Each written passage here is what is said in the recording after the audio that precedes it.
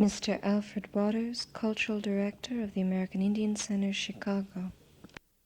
In general, most of the Indians don't recognize anybody as an authority on Indians. You know, it's like saying that few people realize the number of different tribes that we have. We have over 400 different tribes. And then the thing of it is, we say give or take a few.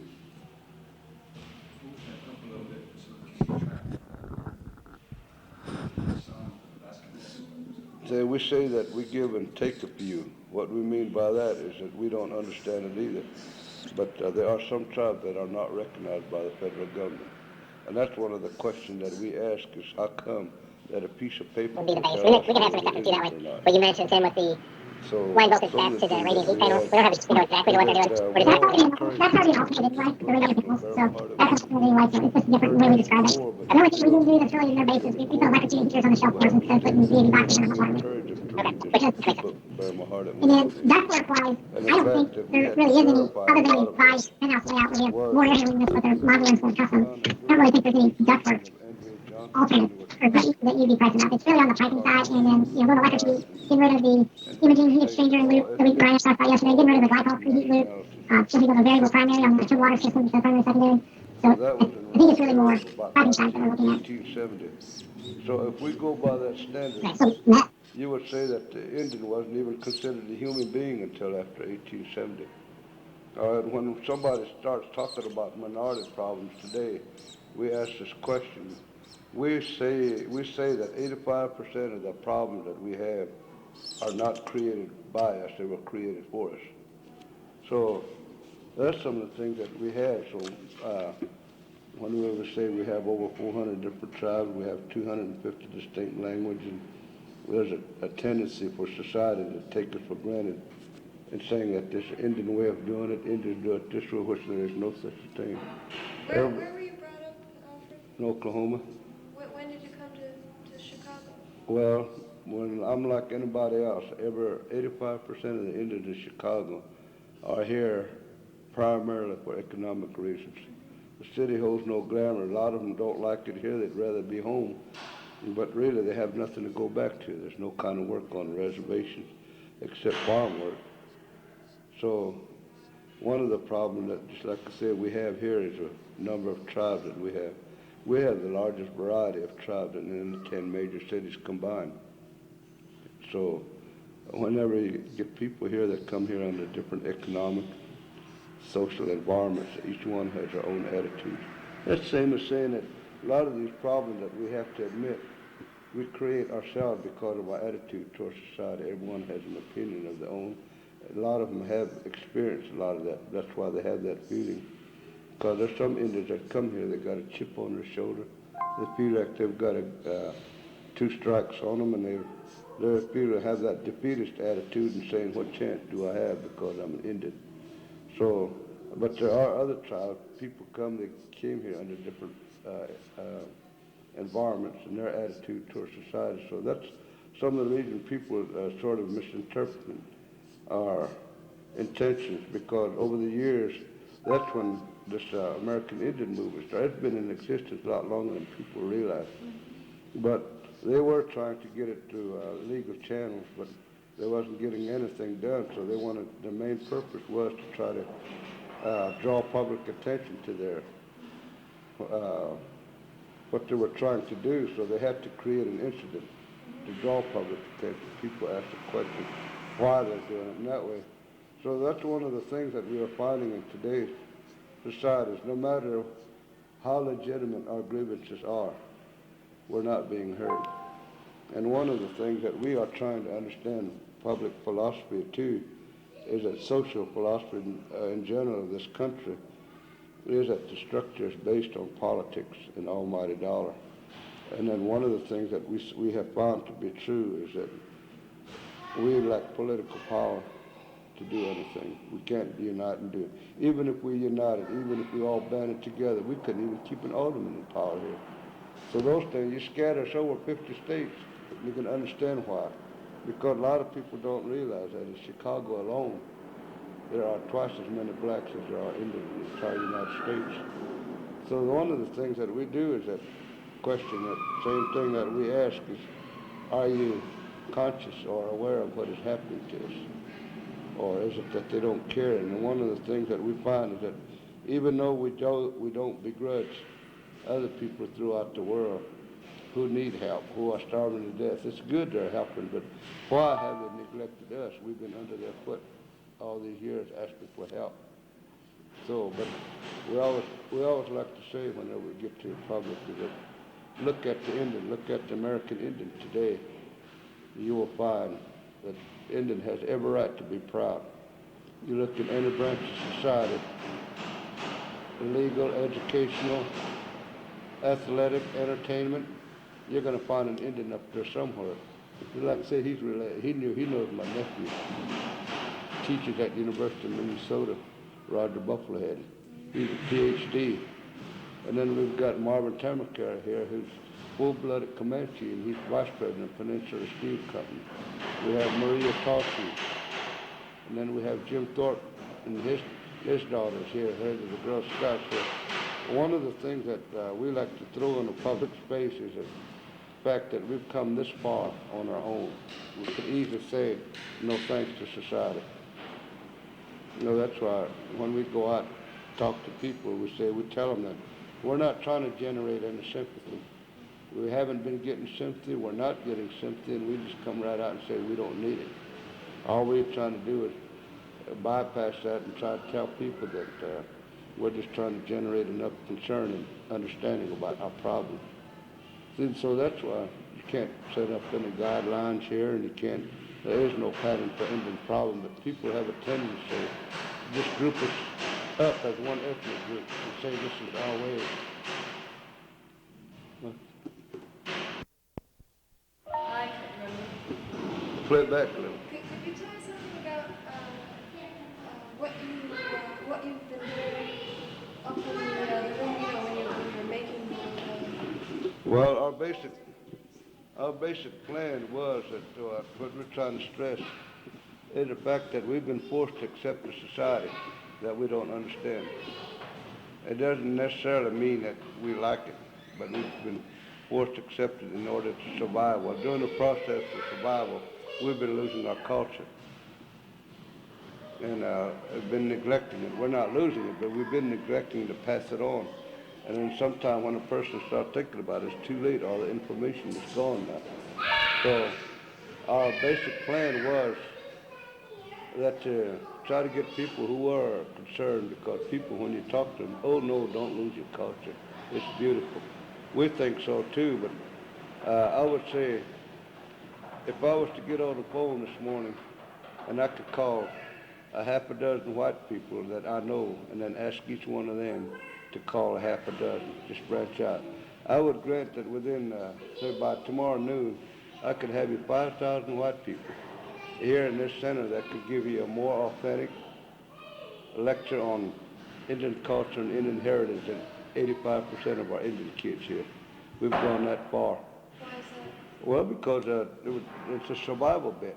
We're spending too much time trying to survive. I've seen it happen a couple of times in a home, is that when this guy gets off work, see, a lot of them come here. They don't have any skills. They don't have any trades. And they end out on daily pay or usually on a low wage scale. So they have a hard, sometimes maybe 12, 14 hours a day in order to make ends meet. When they come in, they're tired. And then while the wife is getting supper, you kick your shoes off and maybe read the paper. And then next thing you know, and then maybe his little boy will come up and say, Daddy, how did they used to do this long time? Well, why did they do that? Get away, I'm tired. He said, I'll tell you some other time. If that happened once or twice, this kid is going to quit asking. Now, maybe they could make up for it, just like if I'd done that. And then I thought about it. I could say, hey, come here, sit down now, I've got some time. You asked me a question last week. I want to tell you. If they take the time to do that, but so much of them are neglecting it. So there's some of these things that we're doing, what we planned on doing was rather than trying to get in a foundation funding or trying to get in a federal grants to get this program, it wasn't asking much. It was just $10,000. And but if we went through that, we'd get us a stack of papers. We'd have to keep reports. We'd have to send in. It just, it wasn't worth all that trouble. But because to society, our culture doesn't mean that much to them, except, real concerned people who will look at our way of life or try to understand us. But to us, it's a big thing. And we realize that our kids are losing their traditions and customs. So we had planned, we go out and when a kid wants to make a costume, a little kid, it costs, in materials alone, it costs about anywhere from $400 to $500 buying all the material. So none of them can afford it. A lot of them want to, and they can't afford it. So we've gone out to people, asking one person, just like say if you was in a position you wanted to do it, will you sponsor one Indian child, say $5 a month, for a period of 6 months? That's a total of $30. It's easier to ask for $5 a month than it is $30 at one time. All right, if you decided, yeah, I will, you sponsor one child, there would be no way that I could get any of these kids. He went out the door. There's no way. You're looking for Willard? He went out the door, yeah. So there would be no way that I could take you and say, hey, there's a kid that you sponsored. Or neither could I get a kid and say, hey, there's a lady that sponsored you.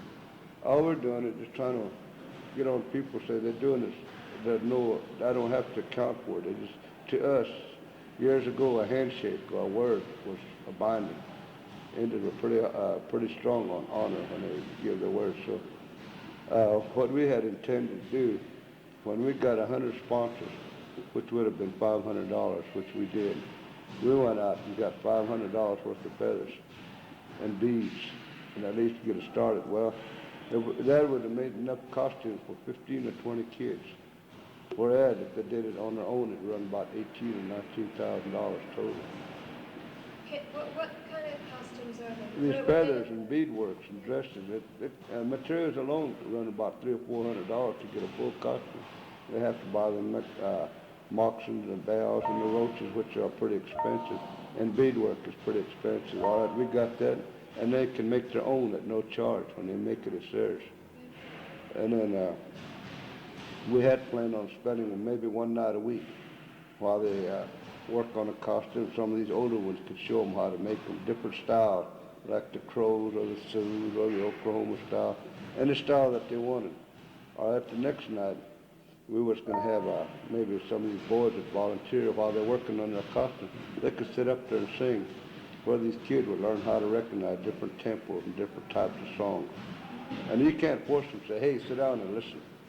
There's just this, you hear that over and over so much that they don't have to learn the song, they just learn how to recognize it. And it's just the same as saying, if a band starts playing the polka, all the Polish people are going to dance. So just an instinct that they have. They don't have to, but they learn how to recognize them and keep time.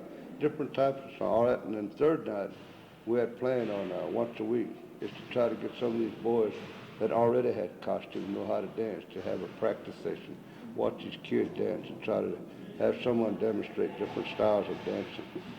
Okay, on the fourth night, well, maybe once a month, if we could afford it, we would go to, say, a Yankton reservation, a Sioux reservation, a Winnebago, just like Willard.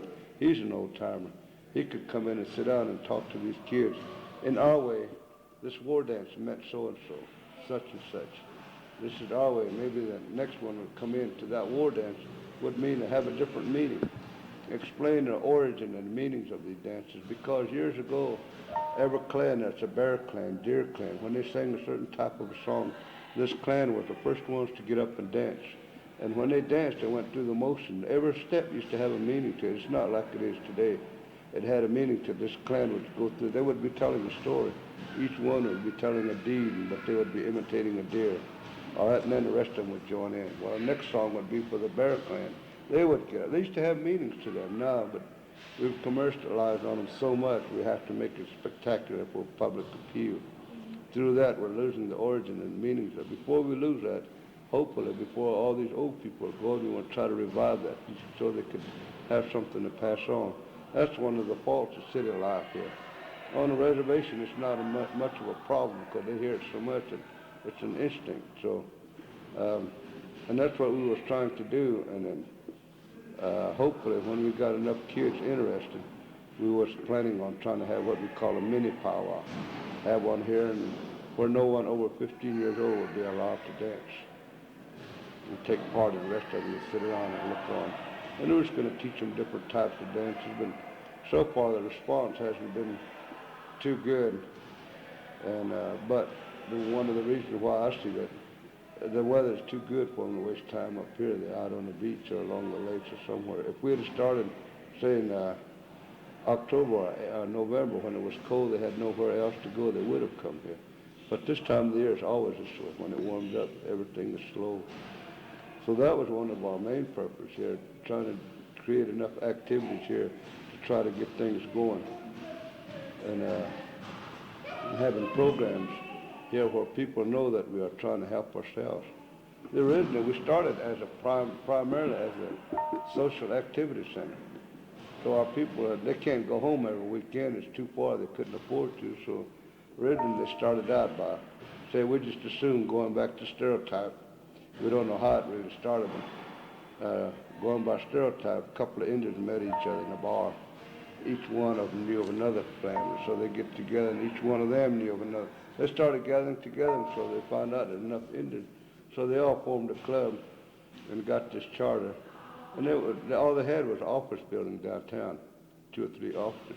So they would have a room big enough. They would have cakewalks and raffles and all of that. And until they raised enough money to have a powwow, they would rent a hall, and then they'd all get together and have a powwow and maybe raise some more money. Well, after they started finding out how many Indians there were, by that time the federal government had this, what they call relocation program. And most of these Indians, when they would rent was up, they usually moved closer to this other Indian. Another one here about it, they moved. It wasn't on account of prejudice or discrimination. It's just like anybody else. We feel more at ease among our own people. That's why they're all located in this uptown area. Did you come here during relocation, or did you? No, came on our own. I went to work the day I got here. What year was that? 1962. And I went to work. Well, I used to make a pretty good living as a painting contractor, but I broke both of my legs. So I went to Oklahoma State University, where they have this School of Technology, where they well, in other words, just a branch of it where they take printing and commercial art and diesel engineering and all of that. So I took printing because I had to spend some time trying to analyze these different trades and professions or careers or whatever you want to call them. And I picked printing, offset printing, lithography they call it, because that is one trade where insurance doesn't control it. Any other trade, you get to be 40 years old and it's hard to get a job. But in the printing industry, as long as you can see and know what good printing is by eyesight, you can always get a job if you have the skill.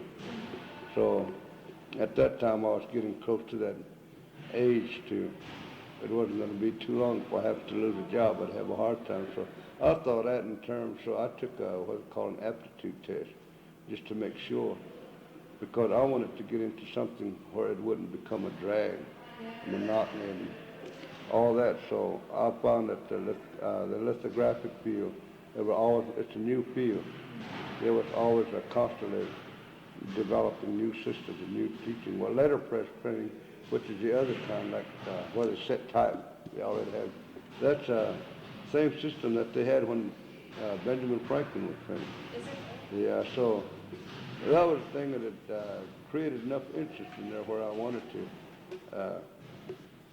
make my life something that I could, wouldn't mind enjoying it. No, see.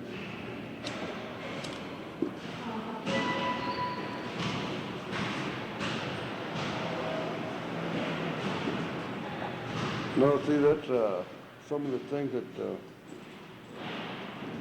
people understand it, just like during the year of 1976, during this bicentennial, when Indians were pretty bitter about it, that there were a lot of questions thrown at us. And we had to ask that NCAI, that's that National Congress of American Indians, ask them if they would do some research for us, because there were a lot of questions asked. So this time it's a little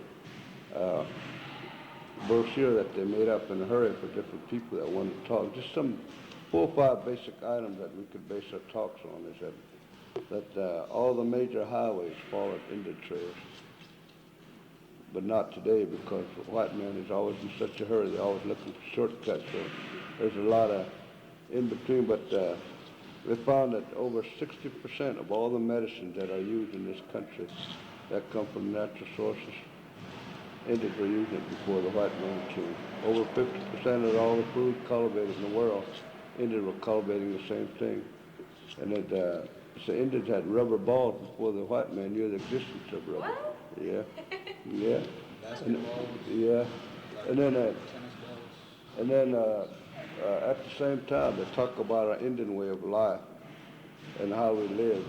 And the thing of it is that you find that the Boy Scout manual, which is used throughout the world, 95% of that is based in pattern after Indian ways. Huh? For what? Oh, okay, after we do this. Which is used throughout the world is based in pattern after Indian idea. So this basically, they can't find out anything, but during that process of research, they came up with a documented statement that was made by George Washington, stating that if the Indians had fought on the side of the British, there would have been no independence. So when he became a president, he asked the Congress if they could find some way to reimburse, compensate the Oneida and Tuscarora Indians because they fed his army at Washington during Valley Forge. But you're not going to find that in the history books. And also one of the things that they find is that it compares with this book, Bury My Heart at Wounded Knee. It compares with that just like say Thomas Jefferson, who drew up the Bill of Rights, helped draft it. He had 38 slaves at the time. And then even Abraham Lincoln, when he was president, had a chance to save 38 students from being hung, but he turned his back on them. They hung them because they were savages. Now, in today's society, he'd almost put up like a god. And the way he studied his history, where he studied by a fireplace. Who else? I mean, how else could they study? He wasn't the only one that learned by fireplace, but nobody else had electric. So that's how a lot of people educated themselves. But apparently they had, we just look at it in terms of saying they had a good publicity agent. So that's what the whole thing is about, is that there's, seem like people ask, when you ask the question, that why is it that you don't know about American Indians? So they did a little research and then they found, sort of at a rough guess, that around the period of 1940, the history books began to change. So, and before then, about 2/3 to 3/4 of the history books were about Indians, where they were when Columbus found them, where they migrated to, and where they are today, and the impact that they had on the federal government, our society. But you don't find them in the history books.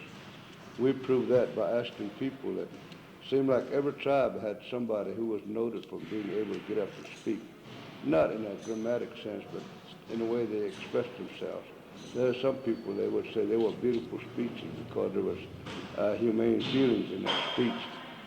And so, but you ask people, you can sit around and ask them, so how many of you heard about Osceola, Tecumseh, Black Hawk, Keokuk, Cahokia, different tribes, and you'll see very seldom see a hand go up. And 9 times out of 10, when a hand goes up, then people have to do research on this class assignment. That's why they knew about it. But very few of them, but you ask them, how many of you heard of Sitting Bull and Geronimo? Boy, everybody's hands goes up. Yes. So that's some of the things that we find about history books. One of the reasons why, that's why they resented that statement that was put out by the War Department stating that Wounded Knee didn't happen like it was written in the history book. And it caused quite a stir in Washington and surrounding territories about over that. So those are some of the things that people don't know that we found out about it. So we tell our younger people that anytime a white man says anything about Indians, it's pure conjecture. But what an Indian can say if he was to do enough research but all it would do would be a tendency of Indians lashing back. It's not the idea of lashing back, it's trying to get people to understand us.